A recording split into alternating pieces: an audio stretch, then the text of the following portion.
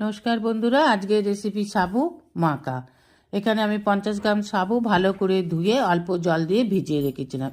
এইভাবে ভিজেছে, একদম নরম হয়ে গেছে, কিন্তু গায়ে গায়ে লাগেনি। দেখুন একদম একটা একটা আছে। এইভাবে সাবুগুলোকে 1 ঘন্টা আগে ভিজিয়ে রেখেছিলাম। নিয়ে নিলাম 1 টিস্পুন লবণ, 2 চামচ চিনি, নিয়ে নেব অর্ধেক পাতিলেবুর রস। শিবরাত্রি বা যে কোনো উপসেই এইভাবে সাবু মেখে খাওয়া যেতে পারে, খুব টেস্টি হয় এইভাবে সাবু মাখলে। দিয়ে দেবো 2 চামচ মিষ্টি দই, দিয়ে দেবো 2 চামচ নারকেল কুড়ো।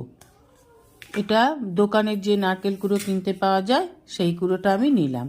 আর দিয়ে দেবো 8-10টা আঙুরের কুচি।